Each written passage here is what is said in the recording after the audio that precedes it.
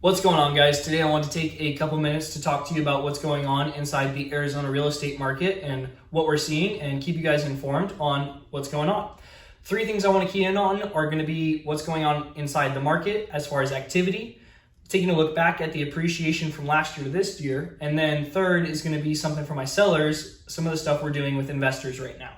So the first one with the market, right now we're seeing about 6,000 homes on the market on any given week. This is an awesome jump from about 5 months ago when we were at record lows with just under 3,000 on any given week.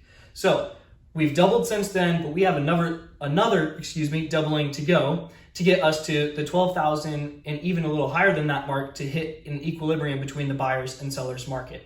Good news is, like I said, we're making strides in the right direction. There's less of these 72-hour sales, especially in the 500,000 plus range, but everything under 500,000 is still moving relatively quickly. So hopefully we're going to see that 72 hours plus start to really drift into across all the market instead of just in the 500,000 plus range. A big part of that has been from the appreciation that we've seen from last year to this year. With all these sales prices going up, it's caused this frenzy. And the reason why is we've seen almost $100,000 jump from last year to this year in the average home price. Last year, we saw homes that were being sold for, on average, just over $300,000. And right now, we've broken the $400,000 mark with our average home sale. This also makes it difficult as far as the expectation that people have going into a house, because in their minds, if they're going into a $400,000 house for the Arizona market, they have an idea as far as the finishes, the location, stuff that they expect. But when they show up, they're like, this isn't what I was looking for, or it doesn't seem just right, especially for the price range. The hard part is that since we've had this aggressive growth, we need to kind of shift our perspective a little bit to say, this is right now where the market's sitting.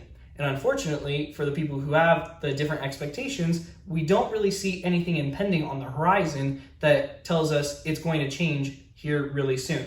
So one of the things I do want to talk with people about when we're looking at houses and they have the expectations of the finishes, stuff like that, is that you can update things, whether it be in the kitchen doing things with small things like handles, you can do doorknobs, hinges, all that stuff. Some of the small stuff that really kind of catches your eye subconsciously to tell you it's newer finishes without having to go through and do a full gut remodel of the whole house.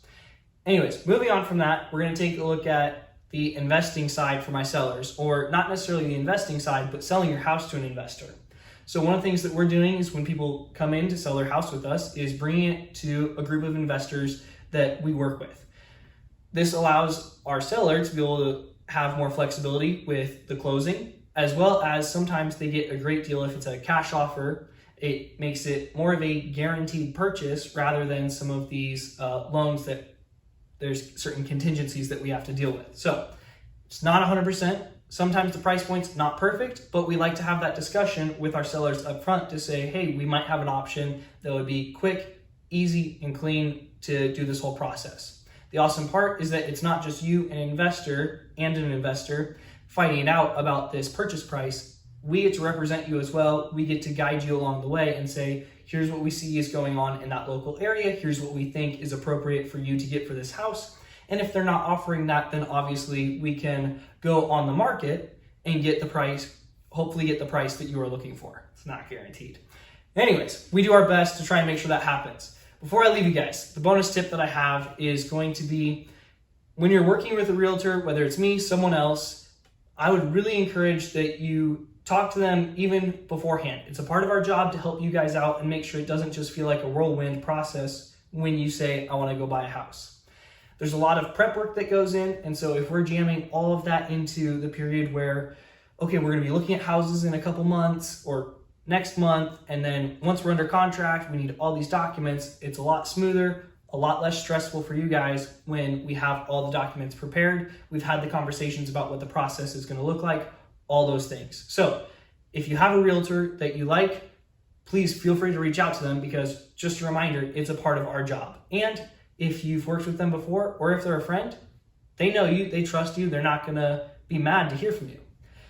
I want to leave you guys with one final thing. There's a charity that I want to encourage you guys to check out. I'm gonna be donating to them for every transaction that I have in the next 3 months, and that is the Homeless ID Project. So I'm going to be donating to the one here in Arizona, but they help the homeless get IDs so that they can get permanent housing as well as a job. So if you don't have an ID, it becomes very difficult for either of those things. So this charity really focuses on making sure that our homeless can have an opportunity to get back on their feet by having an ID. If you guys have any questions, please feel free to hit me up in the comment section or send me something directly and I'll get back to you as quickly as I can. But in the meantime, I hope you have a great day, week, month, and I will catch you next time.